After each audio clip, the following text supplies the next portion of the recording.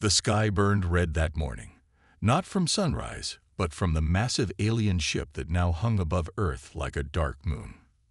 Commander Eric Russell ran into the control room, his heart beating fast. Sweat rolled down his face as he looked at the main screen. The ship was unlike anything humans had ever built. Black as night, smooth as glass, and bigger than a small city. "How long has it been there?" Eric asked, his voice tight. 3 hours, sir," said Lieutenant Susan Baker. Her fingers moved quickly over her control panel. "It just appeared. No warning. Our systems didn't see it coming at all." Outside the military base, people filled the streets. Some prayed. Some cried. Others took pictures with their phones. News screens around the world showed the same thing. The dark ship against the blue sky. "Any response to our messages?" Eric asked. Susan shook her head. "Nothing. We've tried every frequency. They're just watching." The room fell quiet. 50 of Earth's best military minds, and no one knew what to do.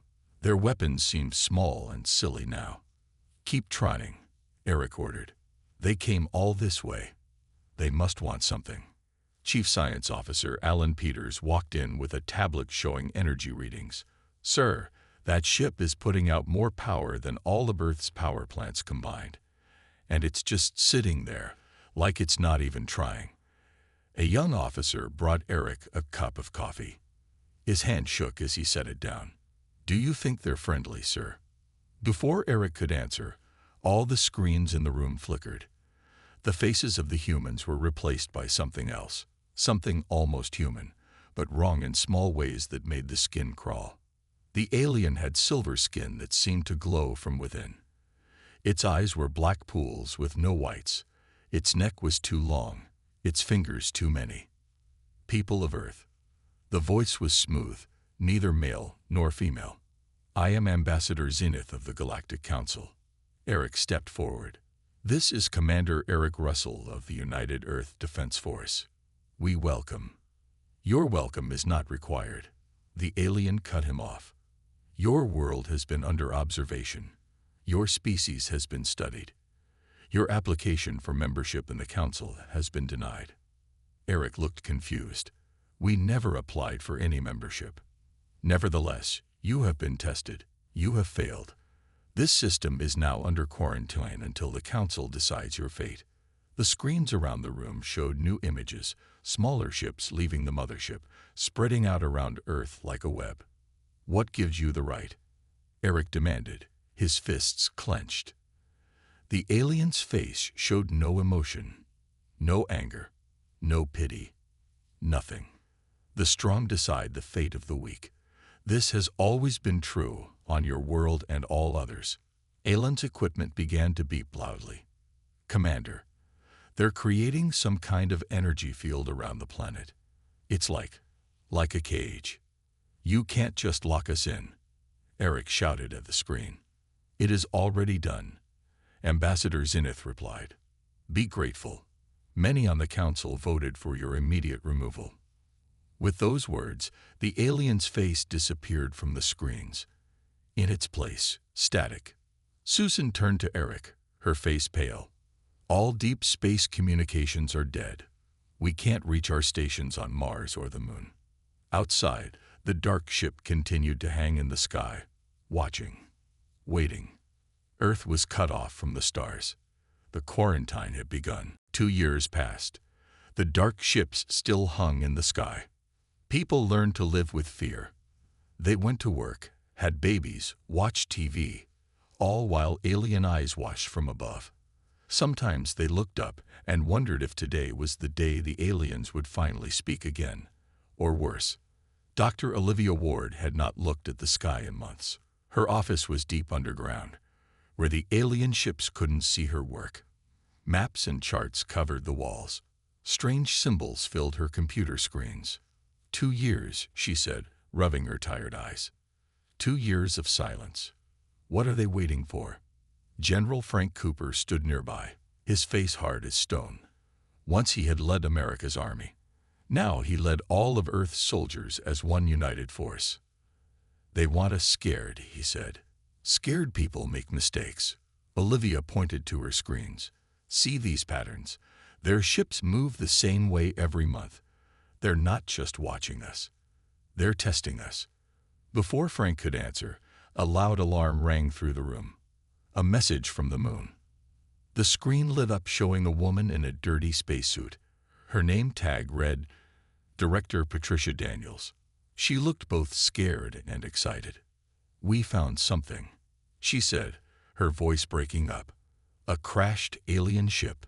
It's old, maybe 50 years old, hidden under the dirt. There's dead aliens inside, and working computers. The message cut off suddenly. Frank didn't waste time. I need a ship to the moon. Now. And get me a team of our best people. The next day, Olivia stepped through a torn metal doorway into the crashed alien ship. The air smelled strange, like nothing on Earth. Lights still blinked on strange control panels. In the corner, 3 alien bodies lay frozen in glass tubes. They looked similar to Ambassador Zenith, but with subtle differences, like different breeds of the same animal. Alan Peters, now working with Olivia, held up a small crystal that glowed blue from within.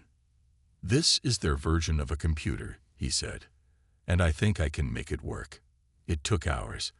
Alan connected the crystal to human computers with wires he made himself. Finally, strange letters appeared on the screen.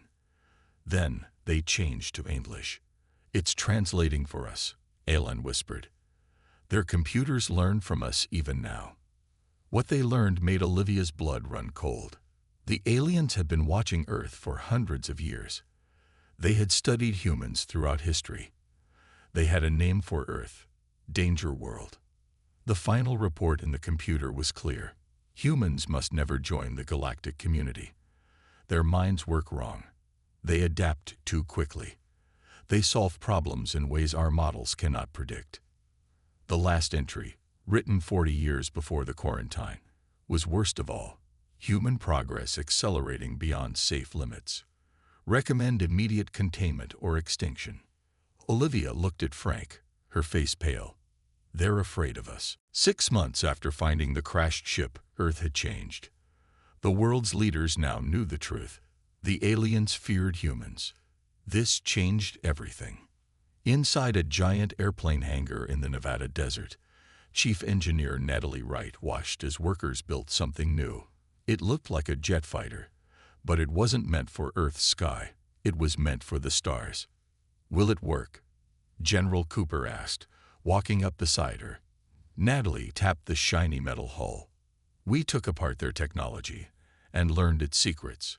This ship can move like theirs, maybe even break through their barrier. But can it fight? Cooper asked. Natalie smiled. That's the best part. They never designed their ships to fight humans. They never thought we could reach them. Across the world, in secret places, humans worked together like never before. Chinese scientists shared discoveries with American engineers. Russian soldiers trained with Brazilian pilots. For the first time, Earth stood as one. In her underground lab, Olivia studied the alien bodies from the crashed ship.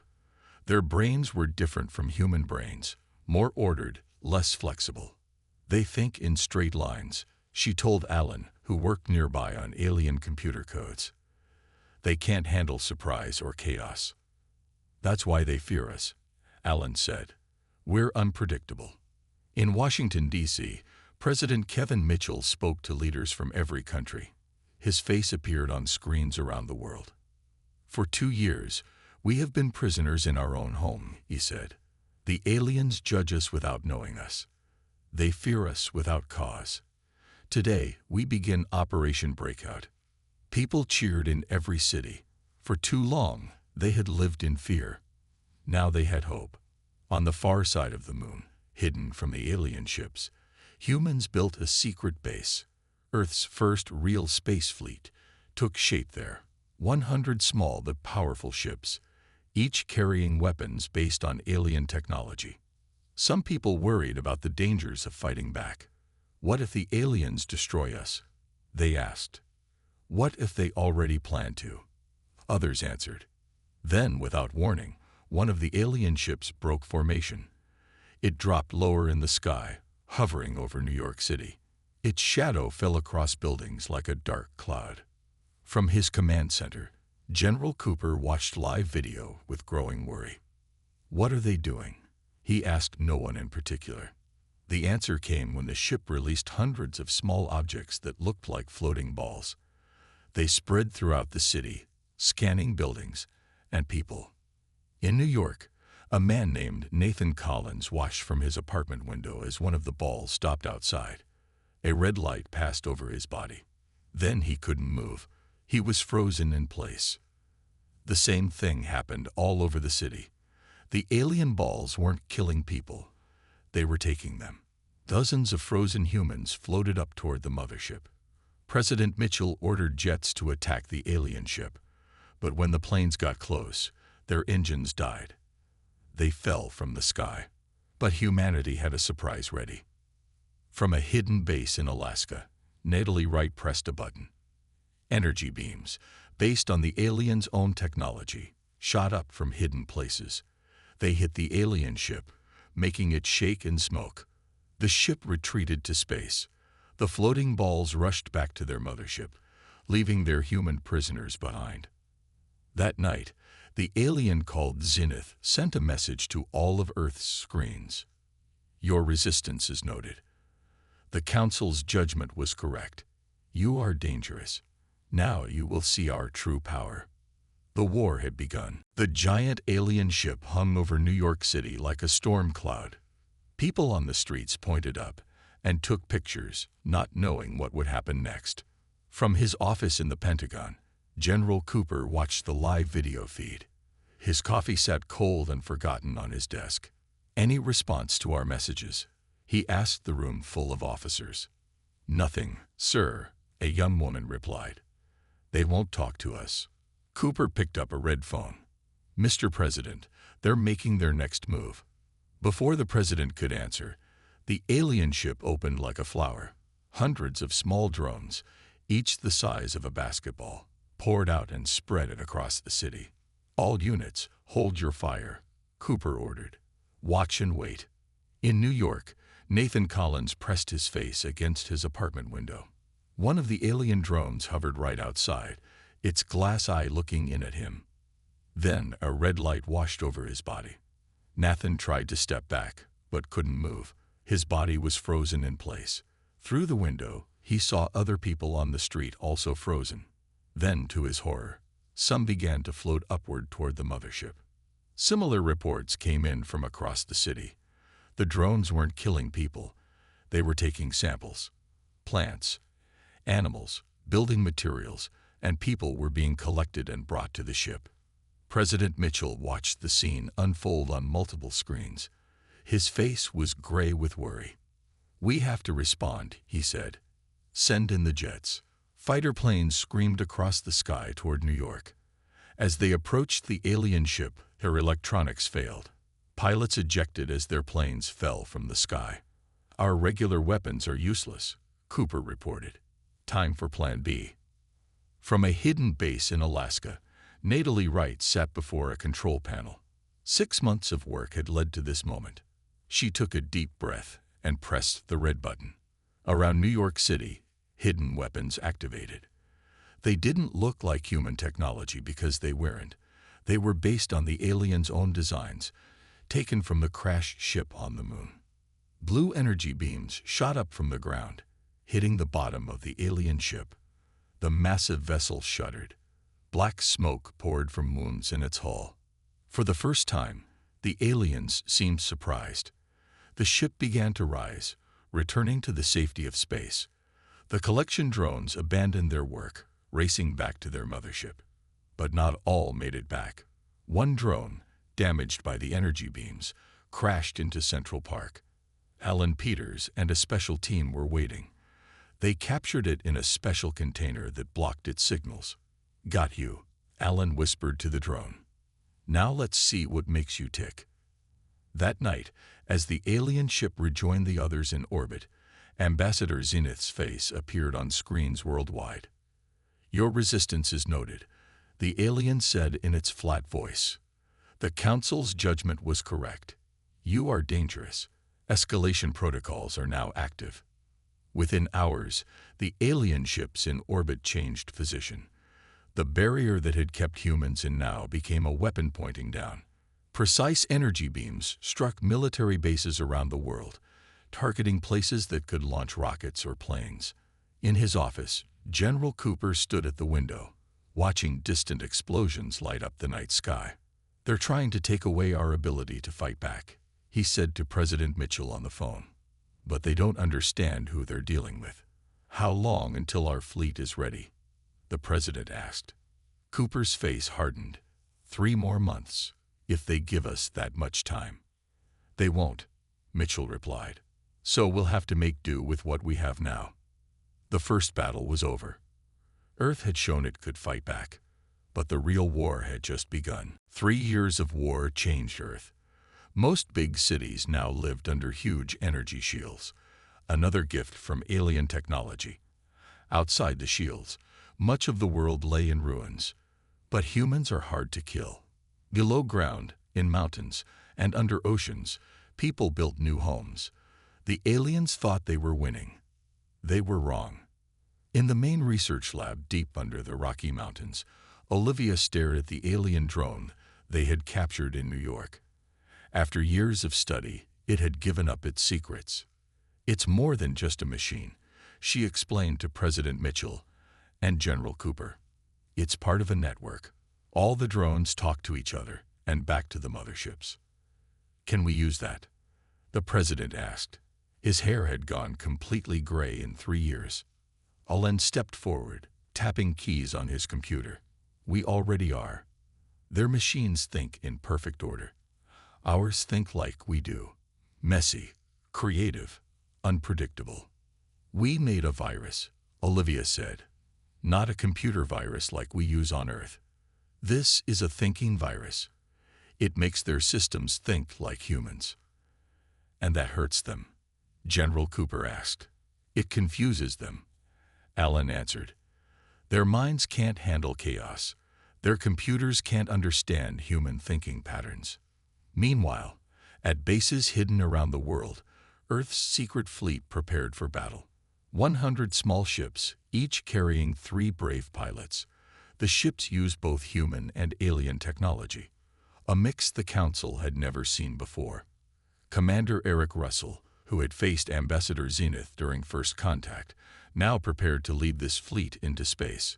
His flagship was called Defiance. "We can't beat them with bigger guns," he told his pilots. "We win by being human, by doing what they would never expect." The day of attack was set for July 4th, Independence Day. The date gave hope to the fighters. "Today we fight for freedom again," President Mitchell said in a speech broadcast to all survivors. "Not just American freedom, human freedom." The battle began with a trick. Earth fired old nuclear missiles from silos the aliens thought they had destroyed. As the orbital weapons turned to shoot down these decoys, the real attack began. From the oceans, from underground bases, from hidden mountain bunkers, the human fleet rose into the sky. Each ship followed a random path, making it impossible for the aliens to predict where they would go next. At the same time, Allen activated their secret weapon. The captured drone sent the human thinking virus into the alien network. Throughout the alien ships, computers began to act strangely. Their perfect formations broke apart as confused signals spread. "It's working," Olivia shouted, watching the sensor screens. The alien ships moved like drunk people, unable to coordinate their attacks. The human fleet, led by Eric Russell in the Defiance, broke through the confused orbital defense. For the first time in 3 years, humans passed beyond the barrier that had kept them prisoner on their own planet. "We're through," Eric called over the radio, setting course for the command ship. On Earth, people watched the battle on any screens that still worked. They held each other and prayed, not for victory, but for a future where their children could look up at the stars without fear. Olivia squeezed Alan's hand as they watched the small fleet of human ships grow smaller on their screens, heading toward Mars, where long-range scans had found something big. The aliens' main base in the solar system. They never expected us to fight back. Olivia whispered. That's their weakness. They can't imagine things they haven't seen before.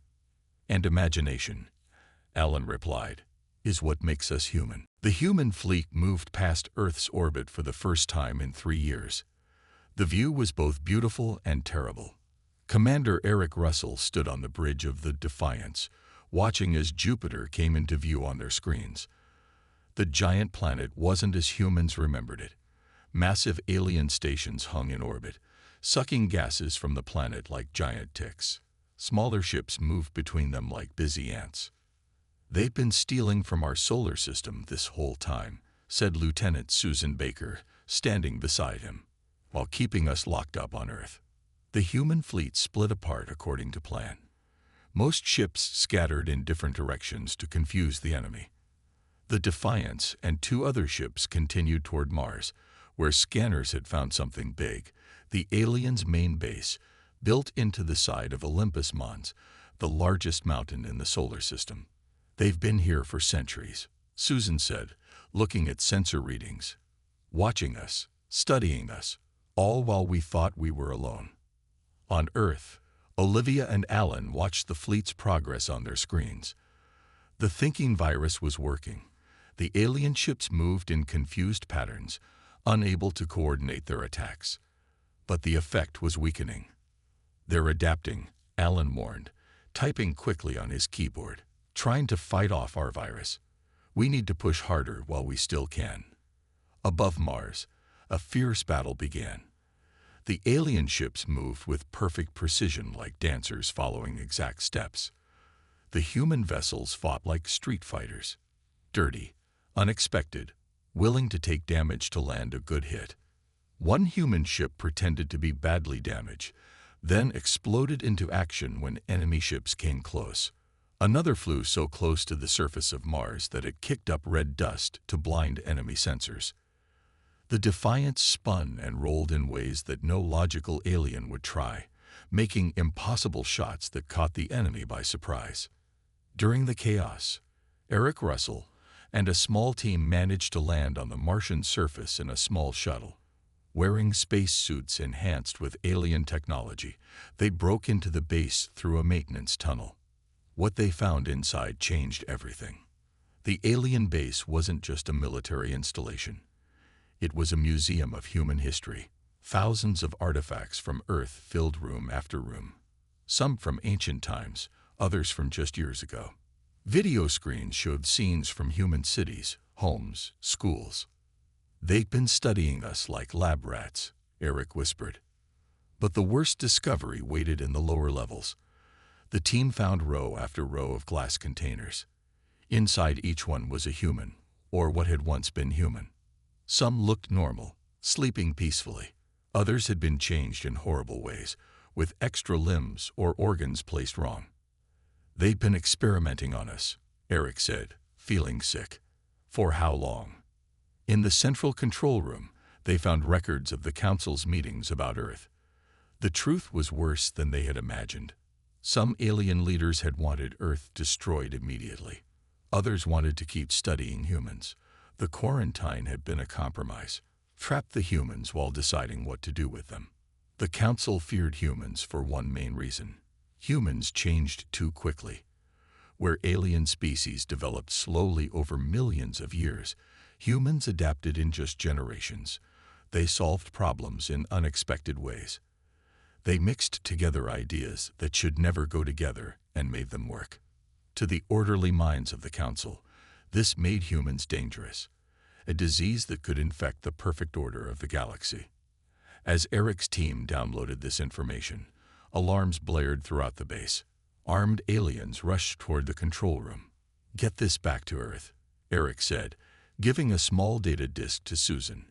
"No matter what happens to me, this truth has to get home." The battle for Mars turned desperate. Commander Eric Russell and half his team stayed behind to fight the alien security forces, giving Lieutenant Susan Baker time to escape with the vital data disk. "Get to the ship. Go," Eric shouted, firing his weapon down the corridor as aliens advanced. Susan ran, the small disc clutched in her hand. Behind her, she heard explosions and screams. She didn't look back. The Defiance waited on the red surface of Mars, engines already running. As Susan reached the ship, enemy fire kicked up dust around her feet. The door closed behind her just as the ship lifted off. Breaking through Mars orbit, the Defiance faced a new threat. A massive alien warship, bigger than any they had seen before, appeared from behind Phobos, one of Mars' moons. It was too big to outrun, too powerful to fight. Susan took the captain's chair, her face grim. "All power to engines," she ordered, "and prepare the special drive." The engineer looked worried, but Natally Wright said never to use it except as a last. "This is a last resort," Susan cut him off. "Do it now." As the alien warship closed in, the engineer activated the experimental drive that Natally had installed but warned was dangerous and unpredictable. The Defiance disappeared in a flash of blinding light. The pursuing alien warship followed, pulled into the strange energy field. On Earth, all contact with the fleet was lost. Hours passed, then days. The orbital platforms resumed their attacks, but with less coordination than before. The thinking virus was still working. Then silence. The attacks stopped. The platforms went quiet. For 7 long days, Earth held its breath. No one knew what had happened or who had won. On the 8th day, a single ship appeared in Earth's orbit. The Defiance, badly damaged but still flying. Lieutenant Susan Baker, now the only survivor of the crew, brought the ship down to a landing at the Nevada base. The data disk she carried told the whole story. The Council's history, their technology, their fears. But most importantly, it held the coordinates of all Council worlds and bases. The experimental drive had worked better than anyone could have imagined. The Defiance hadn't just escaped. It had somehow jumped across the galaxy to the Council's home planet. The pursuing warship, not prepared for the jump, had appeared partially inside a moon, destroying itself and causing massive damage to the Council's main communication center. For the first time in thousands of years, the Galactic Council was in chaos, its perfect network broken. President Mitchell spoke to all of Earth's remaining people. "We didn't start this fight," he said. "We didn't ask to be judged by aliens who feared what they didn't understand. But we have shown that humanity cannot be caged." In the months that followed, humans captured the orbital platforms and turned them into Earth's first line of defense. The alien bases in the solar system were found and taken over. And beyond the solar system, silence. The Council sent no more ships, made no more threats. In underground labs, Olivia and Alan studied the Council's records of other worlds and species. Many had been controlled and classified just like Earth had been. "They're out there waiting for us," Olivia said, looking at star maps showing hundreds of planets. Other worlds who might want friends against the Council. No one knew what the future would bring. But one thing was certain. Humanity would face it on their own terms, not as prisoners in their own home. Earth had been judged. Earth had been trapped. Earth had struck back. And the Council went silent.